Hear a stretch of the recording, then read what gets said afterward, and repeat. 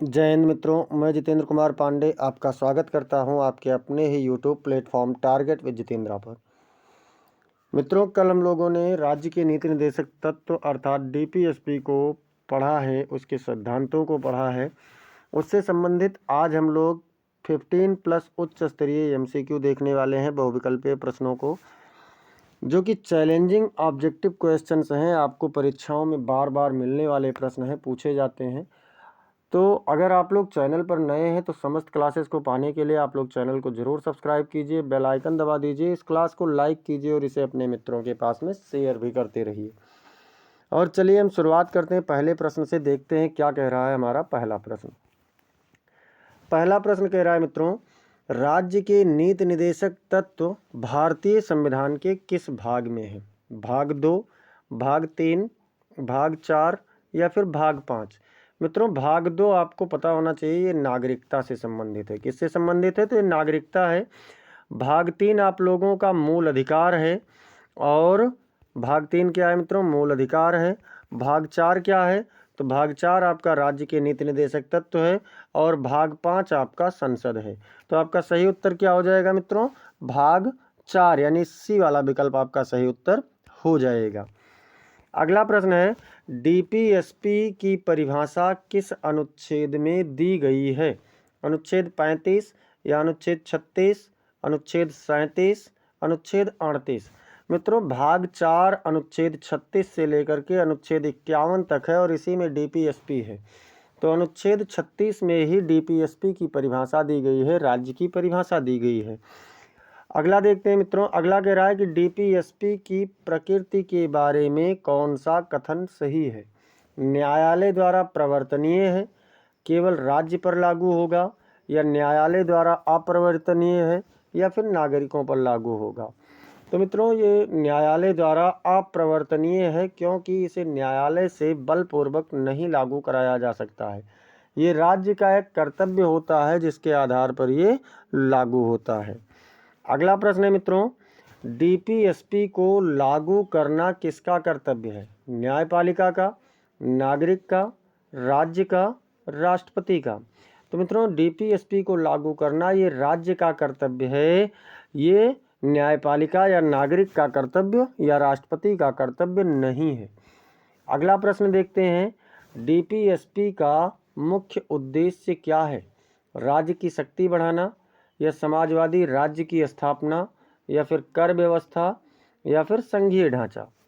तो मित्रों, डीपीएसपी का जो मुख्य उद्देश्य है वो है समाजवादी राज्य की स्थापना करना, समाजवादी राज्य की स्थापना करना।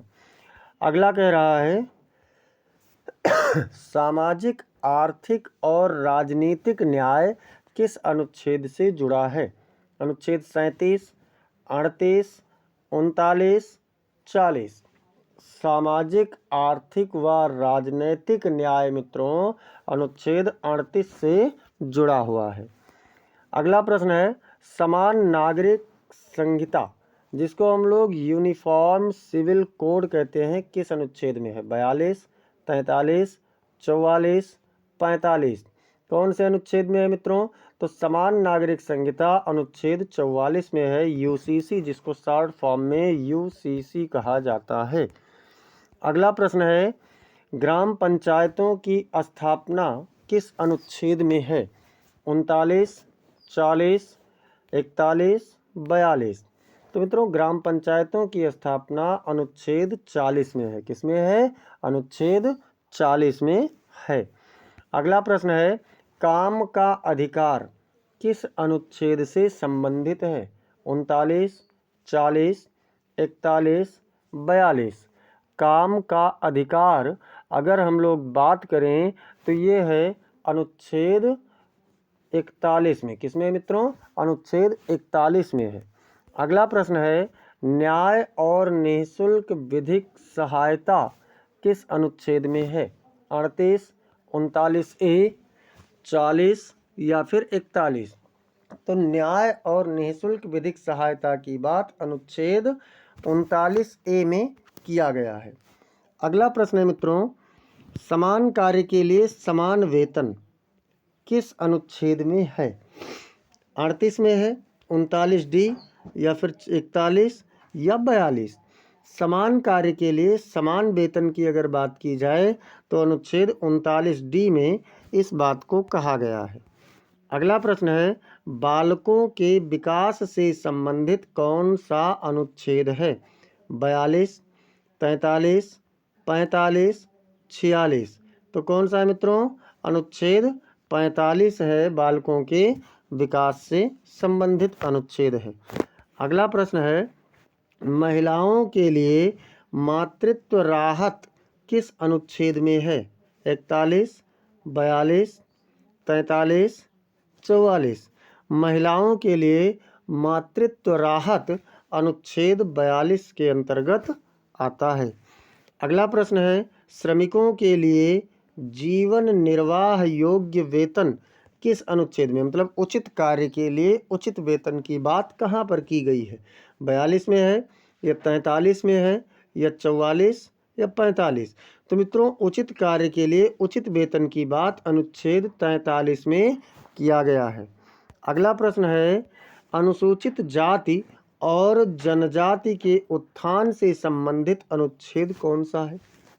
44, 45, 46, 47। मित्रों, उचित कार्य के लिए अनुसूचित जाति और अनुसूचित जनजाति के उत्थान के लिए अनुच्छेद 46 है। अगर आप लोगों ने अब तक सब्सक्राइब नहीं किया है तो सब्सक्राइब जरूर कीजिए, साथ ही साथ इस क्लास को लाइक करके शेयर भी करते रहिए अपने मित्रों के पास अधिक से अधिक। चलते हैं अगले प्रश्न पर। अगला प्रश्न कह रहा है, पोषण स्तर और जीवन स्तर सुधार किस अनुच्छेद में है? 46, 47, 48, 49। पोषण स्तर और जीवन स्तर का सुधार कौन से अनुच्छेद में है मित्रों? तो ये आपका है अनुच्छेद 47 यानी कि 47 नंबर में। अगला कह रहा है, कृषि और पशुपालन सुधार किस अनुच्छेद में है? 47, 48, 48 ये, 49। तो मित्रों, किस में है? कृषि और पशुपालन सुधार अनुच्छेद 48 के अंतर्गत आता है। अगला है, पर्यावरण संरक्षण किस अनुच्छेद से जोड़ा गया है? कौन से अनुच्छेद में जुड़ा है? 48, 48A, 49 या फिर 50? पर्यावरण संरक्षण मित्रों जुड़ा हुआ है 48A के तहत। अगला प्रश्न है, ऐतिहासिक स्मारकों की सुरक्षा किस अनुच्छेद में है? 48A, 49, 50, 51। ऐतिहासिक स्मारकों की सुरक्षा की बात हुई है अनुच्छेद 49 में। अगला प्रश्न है, न्यायपालिका की स्वतंत्रता। देखिए, सारे अनुच्छेद यहाँ पर आपका फिर से हो रहा है। न्यायपालिका की स्वतंत्रता किस अनुच्छेद में है? 48, 49, 50, 51। न्यायपालिका की स्वतंत्रता की अगर बात की जाए तो ये अनुच्छेद 50 के अंतर्गत है। अगला प्रश्न कह रहा है, अंतर्राष्ट्रीय शांति और सहयोग किस अनुच्छेद में है? 49 में है, 50 में, 51 या फिर 52? तो ये 51 में है। मित्रों, अब आप लोगों के 36 से 51 तक के समस्त अनुच्छेदों को पूछा जा चुका। अब कह रहे हैं, डीपीएसपी को किस देश के संविधान से लिया गया है? कहाँ से लिया गया है? अमेरिका से, ब्रिटेन से, आयरलैंड से या फिर कनाडा से? तो मित्रों, डीपीएसपी जो है राज्य के नीति निर्देशक तत्व, ये आयरलैंड के संविधान से लिया गया है। अगला प्रश्न आपका है, डीपीएसपी और मौलिक अधिकारों में कौन सा संबंध है? विरोधी हैं एक दूसरे के, या पूरक हैं, या फिर असंबंधित हैं, मतलब कोई संबंध ही नहीं है, या समान हैं? तो मित्रों, डीपीएसपी और मौलिक अधिकार एक दूसरे के पूरक हैं। अगला प्रश्न है, डीपीएसपी किस प्रकार का राज्य स्थापित करना चाहता है? पूंजीवादी, समाजवादी, तानाशाही, सैन्य? तो मित्रों, डीपीएसपी समाजवादी राज्य की स्थापना करना चाहता है। अगला प्रश्न है, डीपीएसपी को लागू ना करने पर क्या दंड है? न्यायिक दंड, संवैधानिक दंड, कोई दंड नहीं, राष्ट्रपति शासन? मित्रों, अगर डीपीएसपी लागू नहीं होता है तो उसके लिए कोई भी दंड निर्धारित नहीं है। अगला प्रश्न कह रहा है, डीपीएसपी का स्वरूप किस प्रकार का है? बाध्यकारी, अनिवार्य, नैतिक या फिर दंडात्मक? तो डीपीएसपी के अगर स्वरूप की बात करें तो ये नैतिक जिम्मेदारी है। इसमें कोई ज़बरदस्ती नहीं है, कोई अनिवार्यता नहीं है, कोई दंड का प्रावधान नहीं है। अनुच्छेद 37 क्या बताता है?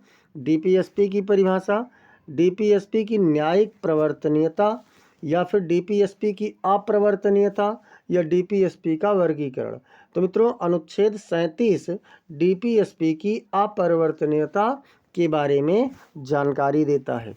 अगला प्रश्न है, डीपीएसपी का पालन करना किसके लिए मौलिक कर्तव्य है? नागरिक के लिए, राष्ट्रपति के लिए, प्रधानमंत्री, राज्य? मित्रों, डीपीएसपी का पालन करना राज्य के लिए क्या है? मौलिक कर्तव्य है। अगला प्रश्न है, डीपीएसपी का लक्ष्य किस प्रकार का न्याय है? केवल सामाजिक, केवल आर्थिक, केवल राजनीतिक या सभी? तो मित्रों, डीपीएसपी का जो लक्ष्य है ये सभी प्रकार का, मतलब सामाजिक, आर्थिक और राजनीतिक तीनों प्रकार का लक्ष्य है। अगला है, कल्याणकारी राज्य की अवधारणा किससे जुड़ी है? मौलिक अधिकार से, डीपीएसपी से, मौलिक कर्तव्य से, आपातकाल से? कल्याणकारी राज्य की अवधारणा मौलिक किससे जुड़ी हुई है मित्रों? तो ये डीपीएसपी से जुड़ा हुआ है। अगला प्रश्न है, एक बार सभी लोग क्लास को जोरदार तरीके से अपने मित्रों के पास में शेयर कर दीजिए और लाइक भी करते रहिए। कौन सा अनुच्छेद गांधीवादी सिद्धांत से संबंधित है? 38, 39, 40, 42? देखिए, कल मैंने आपको 3 प्रकार के सिद्धांत बताया था, समाजवादी, गांधीवादी और उदारवादी, जिसमें हम लोग देखे थे गांधीवादी में अनुच्छेद 40 को रखा गया था। अगला प्रश्न है, डीपीएसपी का मुख्य उद्देश्य किस वर्ग की रक्षा है? अमीर वर्ग, शासक वर्ग, कमजोर वर्ग या फिर विदेशी? तो मित्रों, डीपीएसपी का मुख्य उद्देश्य कमजोर वर्ग की रक्षा करना है। अगला प्रश्न कह रहा है, शिक्षा को मौलिक अधिकार बनाने से पहले वह किसमें थी? फंडामेंटल राइट, डीपीएसपी या फिर एफडी मतलब फंडामेंटल ड्यूटी यानी मूल कर्तव्य, या अनुसूची में? तो मित्रों, मौलिक अधिकार बनाने से पहले यह डीपीएसपी में था, अनुच्छेद 45 के तहत। यहाँ से इसको हटा करके अनुच्छेद 21A के तहत लेकर के गए थे। अगला प्रश्न है, अनुच्छेद 45 अब किससे संबंधित है? प्रारंभिक शिक्षा, बाल देखभाल, उच्च शिक्षा या फिर व्यावसायिक शिक्षा? अनुच्छेद 45 जो है मित्रों, ये प्राथमिक शिक्षा से संबंधित है। मतलब 6 से 14 हाँ, ये 6 वर्ष से पूर्व के लिए है। किसके लिए है? 6 वर्ष से पूर्व की शिक्षा के लिए इसके लिए किया गया है। तो ये प्राथमिक शिक्षा या बाल किस में आएगा? बाल देखभाल में आएगा या प्राथमिक शिक्षा में आएगा? आप लोग फटाफट कमेंट करके बताइए। तो मित्रों, ये आएगा बाल देखभाल में, क्योंकि प्राथमिक शिक्षा 6 से 14 आयु वर्ग के बच्चों के बीच में शुरू होती है। अगला प्रश्न है, डीपीएसपी को लागू करने का सबसे बड़ा साधन क्या है? न्यायालय, संसद, सरकारी नीतियां, राष्ट्रपति? क्या है मित्रों? तो डीपीएसपी को लागू करने का सबसे बड़ा साधन सरकारी नीतियां हैं। अगला प्रश्न है, डीपीएसपी और मौलिक अधिकारों में टकराव होने पर क्या होता है? डीपीएसपी लागू होगा या फंडामेंटल राइट लागू होगा या फिर दोनों समाप्त हो जाएंगे या न्यायालय तय करता है? तो ऐसी स्थिति में मित्रों, इस बात को न्यायालय तय करता है कि दोनों में से कौन लागू होगा। अगला प्रश्न है, डीपीएसपी का उद्देश्य किस संविधान की प्रस्तावना से जुड़ा है? स्वतंत्रता, समाजवाद, पंथ निरपेक्षता या फिर सभी? तो मित्रों, डीपीएसपी का जो उद्देश्य है ये इन तीनों चीज़ों से जुड़ा हुआ है। अगला प्रश्न है, डीपीएसपी की संख्या कितने अनुच्छेदों में है? 36 से लेकर के 51 तक। मतलब 51 में से आपको 35 को घटाना है, तो कितना आ जाएगा? 11 में से 5 घटे 6 हो गया, और यहाँ 4 बचा, 4 में से 1 घटा तो 16, यानी 16 अनुच्छेदों में इसकी संख्या निर्धारित है। अगला प्रश्न कह रहा है मित्रों, अनुच्छेद 39 किससे संबंधित नहीं है? बच्चों की सुरक्षा, समान वेतन, संपत्ति का केंद्रीकरण रोकना या फिर धार्मिक स्वतंत्रता। तो मित्रों ये धार्मिक स्वतंत्रता से संबंधित नहीं है। अगला प्रश्न है, डीपीएसपी को संविधान में शामिल करने का कारण क्या था? प्रशासनिक सुविधा, सामाजिक क्रांति, न्यायालय की शक्ति या फिर संघीय ढांचा। तो मित्रों इसको सामाजिक क्रांति के लिए यानी समाज में परिवर्तन के लिए शामिल करना था। अगला प्रश्न है, डीपीएसपी किस प्रकार के अधिकार नहीं है? नैतिक, सामाजिक, कानूनी या आर्थिक। तो मित्रों डीपीएसपी कानूनी अधिकार नहीं है। अगला प्रश्न है, डीपीएसपी की प्रेरणा किस विचारधारा से है? पूंजीवाद, समाजवाद, साम्यवाद या फिर साम्राज्यवाद। तो मित्रों डीपीएसपी की जो प्रेरणा है ये समाजवाद की विचारधारा से है। अगला प्रश्न है, डीपीएसपी का अंतिम लक्ष्य क्या है? शक्तिशाली राज्य, कल्याणकारी राज्य, सैन्य राज्य या औद्योगिक राज्य। तो मित्रों डीपीएसपी का अंतिम लक्ष्य कल्याणकारी राज्य की स्थापना करना है। अगला प्रश्न है, कौन सा अनुच्छेद अंतर्राष्ट्रीय कानून के सम्मान से जुड़ा हुआ है? 49, 50, 51, 52। कौन सा है मित्रों? तो ये अनुच्छेद 51 है जो कि अंतर्राष्ट्रीय कानून के सम्मान से जुड़ा हुआ है। डीपीएसपी की भाषा किस प्रकार की है? आदेशात्मक, प्रतिबंधात्मक, निर्देशात्मक, दंडात्मक। आप खुद ही सोचिए, राज्य के नीति निर्देशक तत्व मतलब क्या है? निर्देशात्मक है। कैसा है मित्रों? निर्देशात्मक है। अगला प्रश्न देखते हैं, सभी लोग क्लास को लाइक कर दीजिए, इस चैनल को शेयर, इस क्लास को शेयर कीजिए और सब्सक्राइब भी करते रहिए। जोरदार तरीके से सब्सक्राइब और शेयर होना चाहिए। अनुच्छेद 41 किससे जुड़ा है? स्वास्थ्य, रोजगार, शिक्षा, सभी। तो मित्रों अनुच्छेद 41 जो है 41 है, ये स्वास्थ्य, रोजगार और शिक्षा सबसे जुड़ा हुआ है। अगला प्रश्न है, डीपीएसपी को लागू करने में सबसे बड़ी बाधा क्या है? संविधान, धन की कमी, न्यायालय, जनता।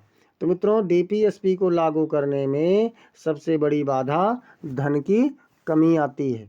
अगला प्रश्न है, डीपीएसपी की अवधारणा किस युग से जुड़ी है? औद्योगिक, आधुनिक, औपनिवेशिक, मध्यकालीन। तो मित्रों डीपीएसपी की अवधारणा आधुनिक युग से जुड़ी हुई है।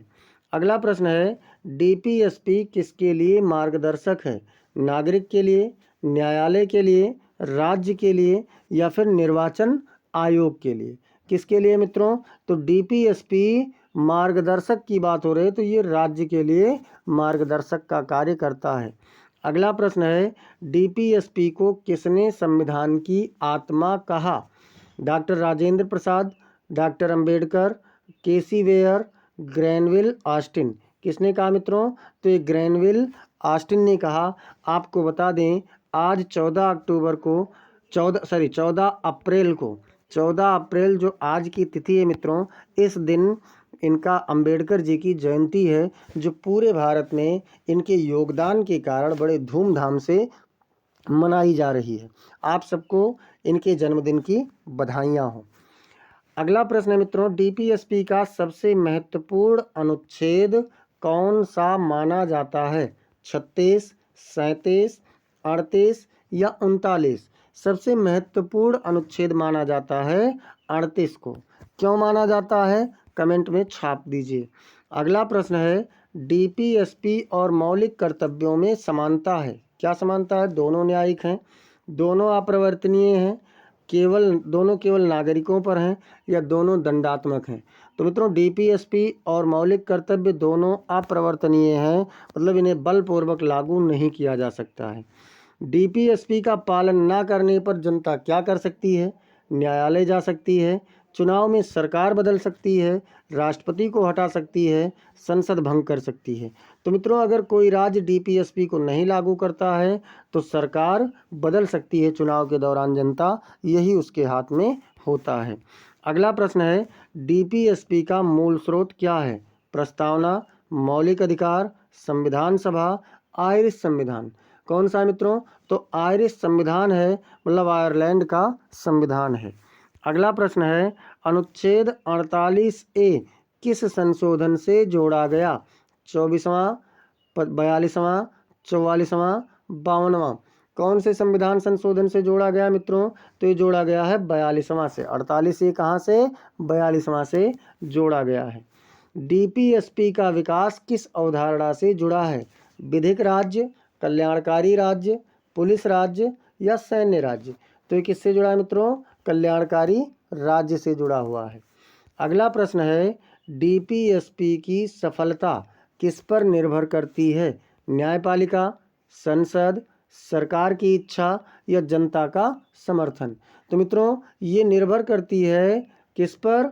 सरकार की इच्छा पर। सरकार चाहे तो दे, ना चाहे तो ना दे। अगला करें, डीपीएसपी का महत्व किस स्तर पर अधिक है? प्रशासनिक, नैतिक, न्यायिक या अंतर्राष्ट्रीय। डीपीएसपी का जो महत्व है वो नैतिक स्तर पर सबसे ज़्यादा है। अगला प्रश्न है, डीपीएसपी का उद्देश्य किस असमानता को समाप्त करना है? राजनीतिक, सामाजिक और आर्थिक, धार्मिक या भाषाई। तो मित्रों, जो सामाजिक और आर्थिक असमानता है इसको समाप्त करना डीपीएसपी का उद्देश्य है। अगला प्रश्न है, डीपीएसपी भारतीय लोकतंत्र को क्या बनाते हैं? केवल राजनीतिक, केवल आर्थिक, सामाजिक न्यायपूर्ण या केवल संवैधानिक। तो मित्रों, डीपीएसपी भारतीय लोकतंत्र को सामाजिक न्यायपूर्ण बनाते हैं। इस प्रकार से आपने 60 हाई लेवल एमसीक्यू देखा जो कि आपका डीपीएसपी से संबंधित था। ऐसे ही टॉपिक का विस्तृत व्याख्या और साथ ही साथ उसके एमसीक्यू को पाने के लिए चैनल को आप लोग ज़रूर सब्सक्राइब कीजिए। साथ ही साथ आप बेल आइकन दबाना ना भूलें। इस क्लास को आप लोग लाइक कीजिए और इसे अपने मित्रों के पास में अधिक से अधिक शेयर करते रहिए और कमेंट सेक्शन में अपना फीडबैक आप ज़रूर दीजिए। आपको क्लास कैसी लगी? आपका अगर कोई सुझाव है, कोई मांग है तो उसे आप ज़रूर बताएं। मिलते हैं फिर अगली क्लास में। तब तक के लिए जय हिंद, जय भारत।